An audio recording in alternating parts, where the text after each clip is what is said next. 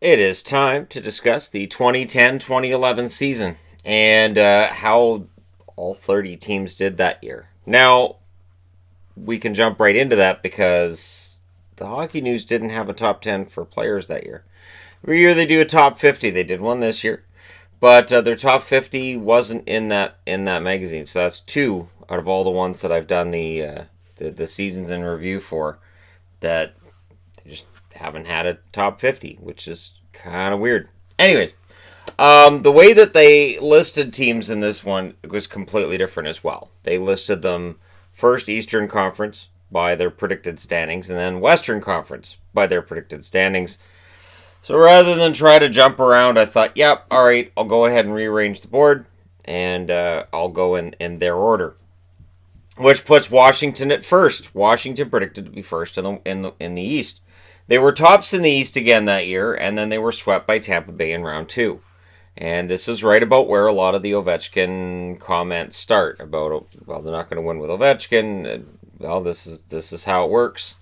The comparisons between Ovechkin and Crosby get stronger and stronger all the time, and it just feels like Ovechkin's a step behind. Even though he does lead the team in scoring, he has 32 goals, 53 assists, 85 points, but that's seen as an underachieving season for him. That's part of the problem when you set the bar so high and you're so excellent from season to season that a 32-goal season, that's kind of pedestrian. He could do better than that. Pittsburgh. A knee injury limits Malkin to 43 games, and Crosby only plays 41 due to concussion, which means that they had a handful of games where they had all three centers healthy, including Jordan Staal. And going into the playoffs, if you don't have Crosby, probably not going very far. So, tough year for the Pittsburgh Penguins and their fans. Crosby, despite only playing 41 games, is still their leader in scoring with 32 goals, 34 assists, 66 points. So if he'd done that over a full season, it would have been a 130-point season, but who knows what would have happened if he'd played all 82 games, right? So this is where we start talking about Crosby's health, and Crosby's had major concussions, and how long is he going to play, and is this another Lindros kind of situation where we're just going to see a guy's career kind of fall off like Paul Correa too, right? And now here we are all this years later, and that's kind of almost forgotten. It's not completely, but pretty close. Boston, of course, wins the Stanley Cup during that season. Mark Savard's injured. He ends up with 10 points in 25 games. Pretty sure that's the last time he played in the NHL. And that's another career shortened that shouldn't have been. And Marchand and Sagan are in as rookies. So Brad Marchand makes his full season debut.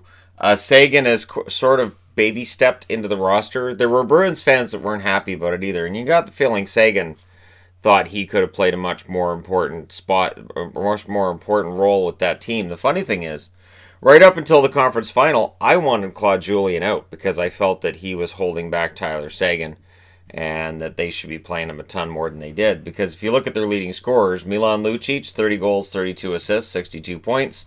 Krejci also has 62 points via 13 goals, 49 assists. The kind of offense that Sagan had, they really needed. And yet, he was being held to fourth line minutes, and it looked like he deserved more. And then he was being a healthy scratch in games where he really should have been in them. So, and that continued right into the playoffs. Drove me nuts. Philadelphia, they were out in round two against those Boston Bruins. So the Bruins avenged the 3-0 comeback from the year before. And then the Flyers say, that's it, total makeover. Richards and Carter are both gone. And this was likely a locker room situation that the Flyers said, all right, that's enough. We're going to change the culture of this team. And they bring in Voracek, Yager, Simmons. Shen comes in via that trade as well. Like, there are a lot of things that happen. That Shen came over in the trade for Richards. But there were a lot of things that happened to that locker room as a result of that season just not quite turning out the way they wanted it to. Claude Giroux's your leading scorer with 25 goals, 51 assists for 76 points for the Flyers. Buffalo, Pagula takes over as the owner, and Ryan Miller starts talking about wanting to bring a cup to Buffalo. Starts getting more and more vocal about it. And you believe him. You believe he really, really wanted to bring a cup to Buffalo, and that one of his great failures in his eyes would be that he didn't bring a cup to Buffalo. The problem is the team just wasn't cup worthy at the time. Vanek's your leading scorer with 32 goals, 41 assists, 73 points. So this is Vanek at some of his best hockey. Tampa, they reached Game 7 against the Boston Bruins. They lost 1-0, and that was very controversial. Their power play had been lethal in that series, and in Game 7, no penalties were called. 0. So there was a lot of talk after that about how if Tampa got power plays, they would have won, and then the other problem with that argument was they were not very good 5-on-5, and that showed during the regular season as well. They had some of the worst 5-on-5 numbers of any team in the league, and the worst of any team that made the playoffs. So because they couldn't win 5-on-5, they ended up being out. But I can understand the upset, but that was a pretty clean game. St. Louis is their leading scorer. He has an amazing season of 31 goals, 68 assists, 99 points. Don't tell him he's getting older. The Rangers, they're out in round 1, and they see the need for a number 1 center. It's a need that the Rangers had been struggling with for a while, and so they bring in Brad Richards. He leaves Dallas as a free agent, goes to the New York Rangers, and Lundqvist wins 36. So King Henrik with 36 wins that year. Dubinsky was their leading scorer, 24 goals, 30 assists, 54 points, which does underscore the fact that, yeah, they needed a first-line center. Montreal, they're out in round 1 against Boston in 7. It was a tense series, but Boston won it, which is strange because Montreal's usually a bad matchup for Boston. Carey Price plays 72 games and wins 38 of them. It's kind of like, all right, throw the tea on my back. No, go ahead, do it. And this is really where that narrative gains more and more steam. The idea that Carey Price is the engine for this team, and if something happened to Price, Montreal's pretty much done. Plekanec still leads them in points, 22 goals, 35 assists, 57 points that year. Carolina, they lost Game 82 to miss the playoffs. They were so close, but Game 82, because they lost it, that's it, no playoffs for them. The team is also searching for local owners. So Karmanos wants out, and he's looking for local ownership to take over. There are some teams in the league that have struggled to find ownership. Eric Stahl, 33 goals, 43 assists, 76 points for Stahl to lead the team in scoring. Toronto, after January, they were 18-9-6, but no playoffs.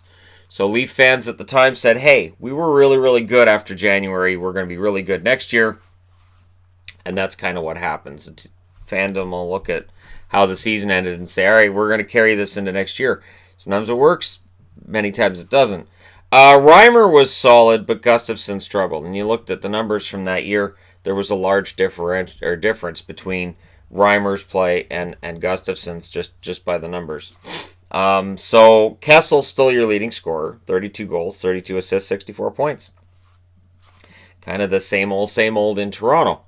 But there's still some hope. The Reimer's going to be that starter they've needed, and Kessel's still scoring 30 goals a year, so things are still going to be fine.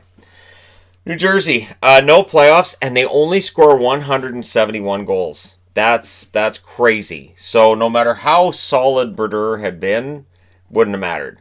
And Brodeur's numbers have started to slip. He is old at this point, by almost any standard. And the thing is, Brodeur and Hedberg, by my count, had a combined age going for them of 75 going into that season, where Brodeur, I believe, was 37 and Hedberg 38.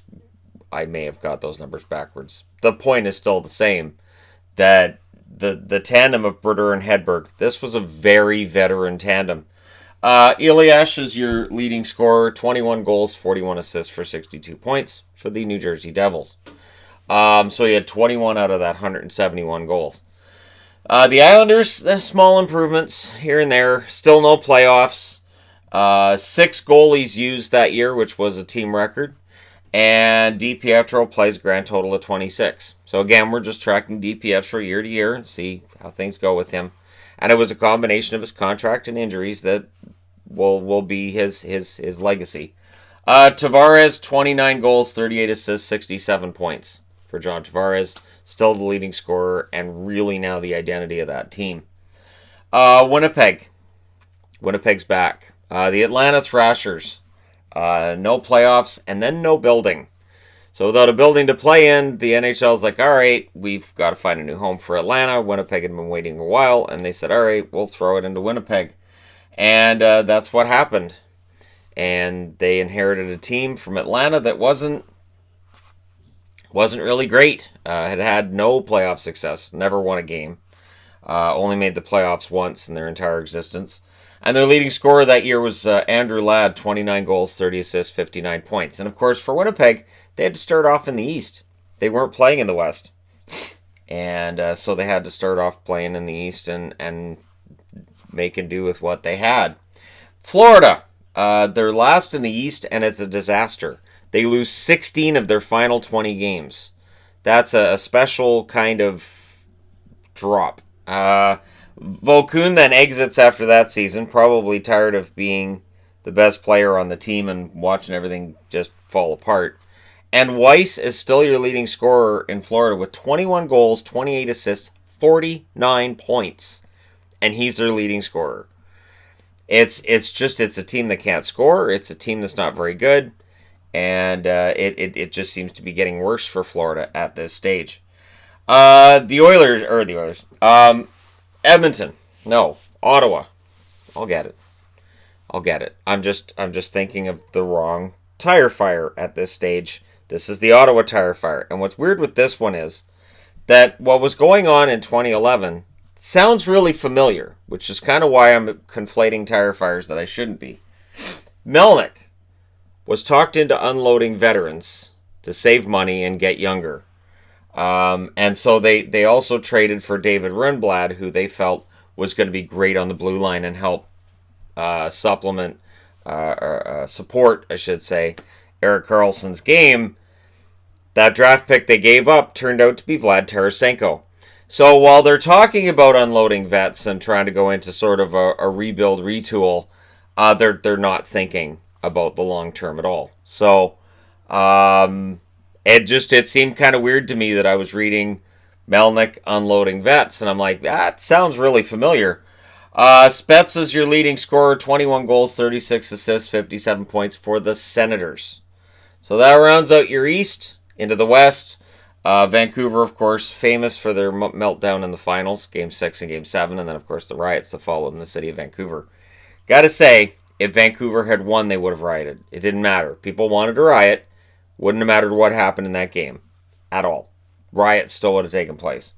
Ehrhoff makes his exit. He decides that next summer he wants to go win a cup with Buffalo. And then Marco Sturm is their big signing in the offseason, which was eyebrow-raising because they needed help. They needed some depth. And Sturm seemed to be kind of an underwhelming signing at the time. Daniel Sedin, 41 goals, 63 assists, 104 points. Best season he ever played. And he was just absolutely fantastic all the way through. And, of course, the Sedins, we can point out, struggled against Boston in the finals. Everybody did. The Canucks absolutely struggled against Boston. I believe the finals, I think that if you combine the scores of the 7 games, I think the score was 22-7 for Boston, or 22-8. It's something ridiculous. San Jose, 105 points for them, and some playoff frustration. They get to that third round again. They lose to Vancouver, but they get to that third round, so they're close. And it's almost like there's nothing more frustrating than being close. We're close. I swear we're close. And then they added Burns in the offseason that year. They traded Heatley. They traded twice with Minnesota. Minnesota trying to go for more offense, less defense, and San Jose just trying to change some things in the locker room and fix it. Marlowe's your leading scorer with 37 goals, 36 assists, 73 points. Chicago, they almost came back against Vancouver. That was the series where Dave Bolland had been hurt, and when he came back, it's like the Canucks had no Bolland plan. Bolland just tore the Canucks to pieces through a couple of games there, and it was frustrating because it's like it's Bolland. You're controlling Kane and Taves, but you can't control Bolland. If the Chicago Blackhawks again had not lost so many players to Atlanta and just to the fact that they had problems with their qualifying offers that summer before, I really think they would have beaten Vancouver, but they didn't. And Crawford though is in as the number 1 now, and then Brian Campbell exits at the end of the year. Taves is your leading scorer, 32 goals, 44 assists, 76 points. Excellent season for Jonathan Taves. LA, they have 98 points, and they're fun to watch. And I had to put that up there because this was the year that I was first exposed to the idea of the NHL Center Ice package. And they had it free early in the year. And, I didn't end up paying for it, but I was free for early in the year. And the Kings were the team I wanted to watch the most. Even though I didn't cheer for LA, I found their games were the most fun to watch. And I kept thinking, these guys are going to win a cup at some point. I don't know when, but this is a really good team. So 98 points, they get knocked out in the first round, but then they go out and get Richards. And of course, the following season, they would get Carter as well. Kopitar, 25 goals, 48 assists, 73 points. And Jonathan Quick starts to really establish himself as a solid goaltender in the NHL that year as well. Detroit, 104 points and out in round 2. They were 23rd in goals against average. And you really got the feeling at this point that Detroit's run in the playoffs was pretty close to being in some danger. That this team was no longer the one that had won those cups in the late 90s, early 2000s, and things are starting to kind of fall off. Or the wheels are starting to fall off. The cracks are showing. Zetterberg leads the team in scoring, 24 goals, 56 assists, 80 points. But he can't do everything by himself. Neither can Datsuk. Anaheim, they're back in the playoffs, but they lose to the Predators in round 1. And so this is the frustration. Good season, out in the playoffs. Corey Perry leads the way, 50 goals, 48 assists, 98 points. In part thanks to Ovechkin having a down year. Perry gets himself the Richard Trophy. But I'm not going to take it away from him anyways because scoring at this point, it's hard to get 50 goals. So Corey Perry full marks on that one. Although it would raise the expectation with Corey Perry probably too high from there going forward. St. Louis, they opened the season 9-1-2 that year and missed the playoffs. There was no consistency in their game. They could have a winning streak, followed by a losing streak, winning streak. And I mean, we're talking long streaks both ways. It was really, really frustrating for the Blues, likely for their fans as well.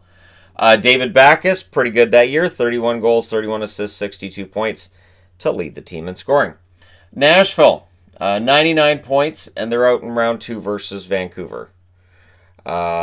99 points, but a cup ain't won. I think that's what I was saying that year. I'm trying to remember if that was the one. I think it was.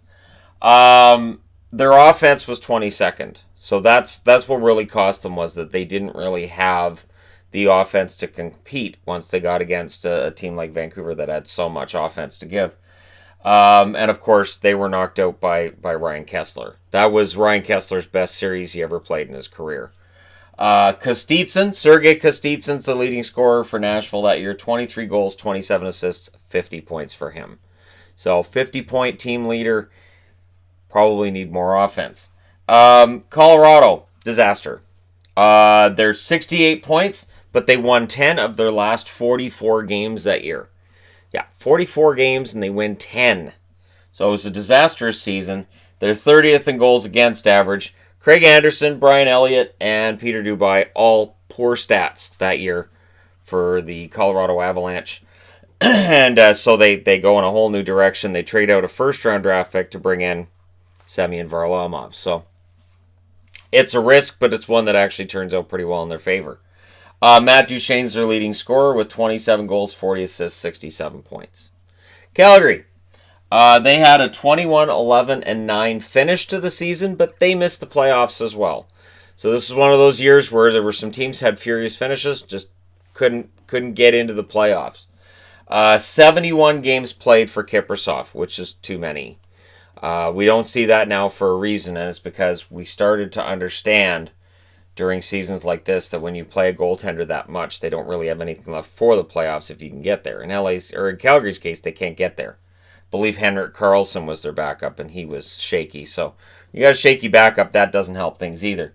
Iginla's the leading scorer with 43 goals, 43 assists, 86 points. Minnesota, this is the third straight year Minnesota misses the playoffs. So when you look at the contracts of Parise and Suter right now, and you go, that's just crazy. What were they thinking? This is what they were thinking. They really desperately needed to change how this franchise was going. There were lots of changes made. Parise and Suter wouldn't join yet, though. But Burns being out, that would cost them later. They just had no idea. There was no indication while he was with Minnesota just how good Burns was going to be. We knew he could play wing and defense because he'd been given both roles with Minnesota at times. Havlat's their leading scorer with 22 goals, 40 assists, and 62 points. So Havlat, pretty good. Pretty good season for them. But again, there's no playoffs, so that's really what matters. Columbus, also no playoffs. And so they're failing, and the attendance is down. So again, all that excitement from 2 years previous when Mason dragged him into a playoff spot, and Nash decides to sign the 8-year extension, and he had 40 goals, and everything's great. That's all kind of forgotten. And Rick Nash is still your leading scorer, 32 goals, 34 assists, 60 points. So his points are down, the team is down, everything is down when it comes to Columbus. And people wonder why they went all in 2019 at the deadline. Dallas, 95 points, missed the playoffs. I remember them backing out of the playoffs that year because it was a season. And the attendance is down. And this is where, and I can't speak a lot for fans in that area, but for me as somebody that's cheered for Dallas for a long time, that was a tough year. That was the tough one to take, was 2011. Because it looked like if they'd got in the playoffs, they might have been able to pull off an upset. And again, they would have played Vancouver in round one. But no, I had to let Chicago get in there. And then Brad Richards makes his exit. So Richards signs with the Rangers, and there's really a feeling that Dallas is in some trouble. Richards, 28 goals, 49 assists, 77 points to lead the team before going off to sign with the Rangers. Phoenix, they make the playoffs, but they're expected to fall back. And so this is the thing. When Phoenix/Arizona makes the playoffs, the pundits and a lot of fans will go, that's great. Can they do it again? We don't think they can do it again. So that's kind of the feeling around the Arizona Coyotes at this point. Smith, though, arrives that following summer. So Brizgalov is kind of flighty. He's great. Honestly, great. Absolutely fantastic. His interviews are classic. But he's off to Philly. Philly's going to see what he can do for them. And Smith ends up becoming the starter kind of by default in Arizona/Phoenix. But he would have a pretty good run there. Shane Doan's still your leading scorer because, of course, he has 20 goals, 40 assists, 60 points. And in Edmonton, now we're with the Oilers. Now we're to the other tire fire. 62 points. Yeah, 62 points. Ryan Nugent-Hopkins was drafted at number 1. They're 27th in goals for and 28th in goals against. They can't score and they can't keep the puck out of the net. It's a perfect combination to make sure that you're at the bottom of the league, and it works. Jordan Eberle was their leading scorer that year with 18 goals, 25 assists, 43 points. That's just indicative of just how absolutely awful things were in Edmonton at that point. We talk a lot about the McDavid years that we have right now, but I will say this. At least Edmonton has a superstar in McDavid, arguably two when you add Draisaitl, and there's some hope. And at this point, it didn't look like there was a whole lot of hope. There was a lot of, please let these kids be good. These kids have got to develop. They've got to be good. But because of the fact that Edmonton didn't really have the depth in their organization at the time either, the kids were thrown into prime roles right away. There was no baby steps into the NHL, and that's part of how you end up with a reputation with Edmonton that they ruin prospects, is that everybody just kind of got rushed. So it's a tough era for Edmonton, and we'll continue through, and we'll see if things get better in future videos. And if you're aware of hockey history, you know that they made the playoffs a couple years ago, but it's been really kind of spotty in between. So there you go. Let me know your thoughts in the comment section below as always. Don't forget to hit like and subscribe if you're browsing your way through. You just happen upon this video. Thank you guys so much for watching and for all your support. It means a ton. I'll talk to you again soon.